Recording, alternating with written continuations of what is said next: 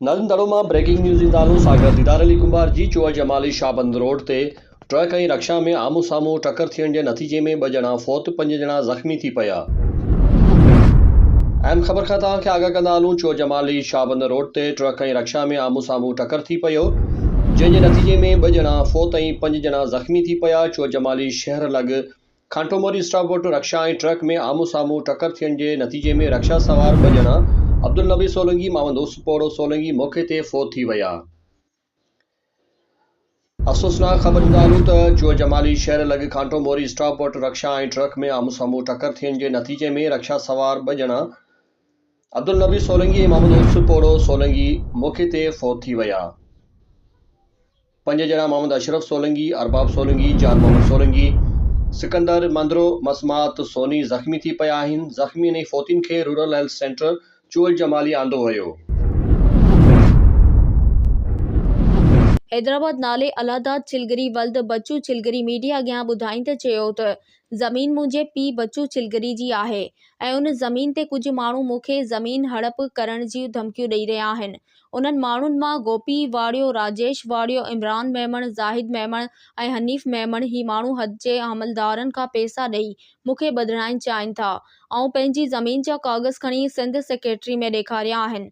Sindh secretary चयो त हीअ ज़मीन तुंहिंजे पीउ जे नाले ते आहे।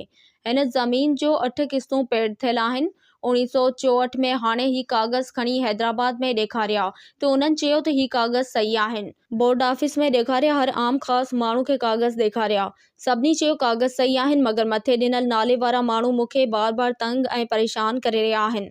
हिन सिंध हुकूमत ऐं आला इख्तियारियुनि खे अपील कई आहे त संदसि ज़मीन तां बि बासरनि जो कब्ज़ो हटाए ॾिनो वञे। रिपोर्ट मूजिब सिंध तरक़ी पसंद पार्टी नारी तहरीक जे सदर हाकिमज़ादी थेबो कल मीरपुर ख़ास अब्दुल रज़ाक बलोच हाउस ते इजलास कोठायो।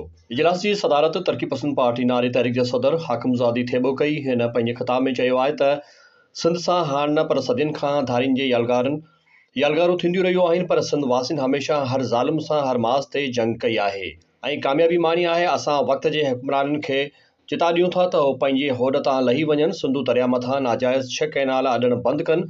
हिन वधीक चयो आहे त जेकॾहिं सिंध न रही त पोइ पाकिस्तान बि न रहंदो। हिन वधीक इहो ॿुधायो आहे त 14 जनवरी ते पार्टी अॻुवान डॉक्टर कादिर मंगसी मीरपुर ख़ास में अची दौरो कंदा ऐं सिंधु दरिया मथां नाजाइज़ 6 कैनाल कढण ख़िलाफ़ पंहिंजी जदोजहद जो ऐलान कंदा। हिन आयल अहदेदारनि कारकुननि खे ख़िताब कंदे चयो आहे त डॉक्टर कादिर मंगसी जी रैली में भरपूर शिरकत कनि। इजलास में शिरकत कंदड़नि ज़िले सदर गुलज़ार सुमरो, जॉइंट सेक्रेटरी समीर लगारी, तहलका सदर नूर मोहम्मद महर, अब्बास थेबो, अकबर शर ऐं ॿियनि शिरकत कई। खैरपुर में मोटरसाइकिल शोरूम मालिक जो मासूम पुट समेत SHO बब्बर लोई ख़िलाफ़ सख़्त एहतजाज। मंथली वठण ऐं परेशान करण जो इल्ज़ाम, पाण साड़ण जो चिताऊ। उनडस में अली हैदर शोरूम जो मालिक यासीन मस्तोई पंहिंजे पुट मोहम्मद उमर मस्तोई सां गॾु खैरपुर में मीडिया आॾो सख़्त एहतजाज कंदे चयो आहे त जो नालो आहे यासीन मस्तोई, अली हैदर आटो मुंहिंजी शाप जो नालो आहे।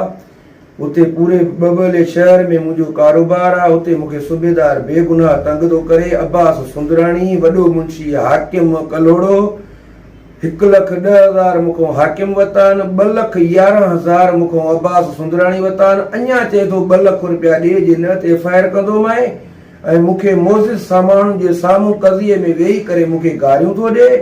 मुंहिंजे पुट नंढे जे हूंदे वेही करे मूंखे लफ़्ज़ थो कढे, मूंखे गारियूं थो ॾिए। ज़ाल मां ते पैसा ॾियो, हे वधीक तव्हां मुंहिंजे पुट खां पुछा कयो। परेशान हूंदव? ॾाढो मां परेशान आहियां। मुंहिंजो चोथों ॼाड़ो आहे साईं, मुंहिंजो आहे शोरूम बंदि लॻा पिया। केतिरो नुक़सान थियो? मुंहिंजो ईअं सम्झ डेली जी 50,000 जो नुक़सानु आहे। 3 लखनि जो मुंहिंजो नुक़सान जो आहे। हिन महिल बि मुंहिंजूं 60 लख खां मथे गाॾियूं दुकान में बीठियूं आहिनि। जंहिंजो कुझु बि नुक़सानु थियो हुनजो ज़िम्मेवार अब्बास सुंदराणी SHO आहे बबरलो, जेको नाइजाइज़ी कयूं सॼो ॼाड़ो उते वेठो आहे। जो जंहिं महिल टपे थो मुंहिंजे दुकान खां मूंखे ॾाढ़ियूं ॾींदो थो वञे, मूंखे खिलंदो थो वञे मूंसे वरी छा। खैरपुर सॻियो लॻोठ अर्ज़ी भट्टी जे रहवासियुनि मसमात फरज़ाना भट्टी, मसमात हफ़ीज़ा भट्टी, सनाउल्ला भट्टी पंहिंजे मासूम ॿारनि सां गॾिजी प्रेस क्लब खैरपुर अॻियां एहतजाज कंदे चयो त वॾेरे बख़्शल भट्टी वॾेरे मोहम्मद बख़्श भट्टी मुंहिंजे पुट जे रिश्ते करण तां मछरजी पियो आहे ऐं हिननि सॻियूं पुलिस चौकी इंचार्ज सोहराब शर खे रिश्वत ॾेई हिन यासीन भट्टी सनाउल्ला भट्टी सुल्तान भट्टी खे गिरफ़्तार करे खणी वई ऐं बाद में यासीन भट्टी खे कूड़े मुक़ाबले में हाफ़ फिराई कयो ऐं सलीम भट्टी मथां शराब जो कूड़ो केस दाख़िल करायो। हिननि चयो त पुलिस बेगुनाह वॾो ज़ुल्म कयो आहे। हिननि DIG सखर खां इंसाफ़ जो मुतालबो कयो।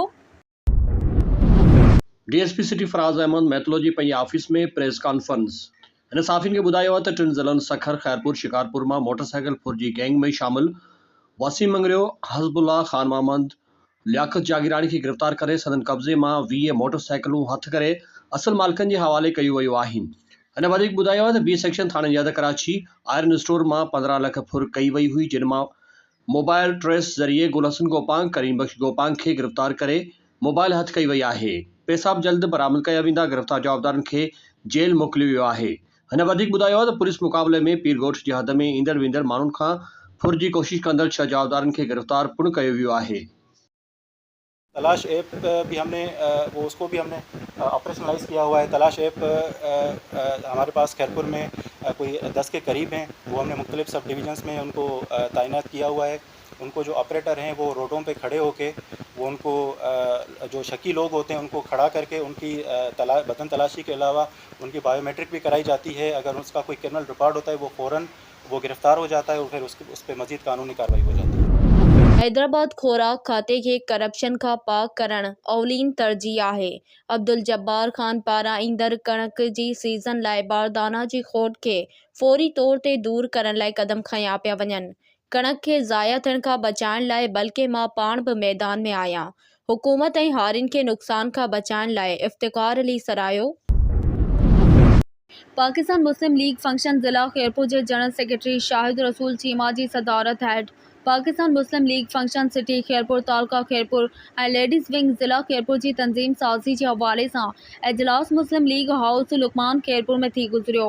इजलास में पाकिस्तान मुस्लिम लीग फंक्शन ज़िला खैरपुर जे इंफॉर्मेशन सेक्रेटरी डॉक्टर प्यारो खान फिलपोटो, तालका जनरल सेक्रेटरी अब्दुल जब्बार तगड़, सैयद एहसान अली शाह, नायब सदर शाहनवाज फिलपोटो, तालका इंफॉर्मेशन सेक्रेटरी मेंबर ज़िला कौंसिल खैरपुर साबिर हुसैन मैसर, सिटी सीनियर नायब सदर सिकंदर जोयो, नायब सदर रबनवास डोट, तालका सदर ठरी मिरवा तारिक हुसैन कबर, मोहम्मद आलम समंग, गुलमीर समंग, फ़कीर बहादुर लुंड, कायम मरी लेडीज़ विंग जे सदर फराह नाज शेख, फरीदा तमरानी, शबाना नाज शेख, बशीरा बब्बर, यासरा नवाज केरियो, अजरा सोमरो, फजल रहमान तगड़, सईद नवाज मरी, शेराज शाहनवाज फिलपोटो, अज़ीम कटोर, रजब अली समेत ॿियनि उहिदेदारनि कारकुननि वॾे अंग में शिरकत कई ऐं जल्द तंज़ीम साज़ी मुकमिल करण जो चयो वियो।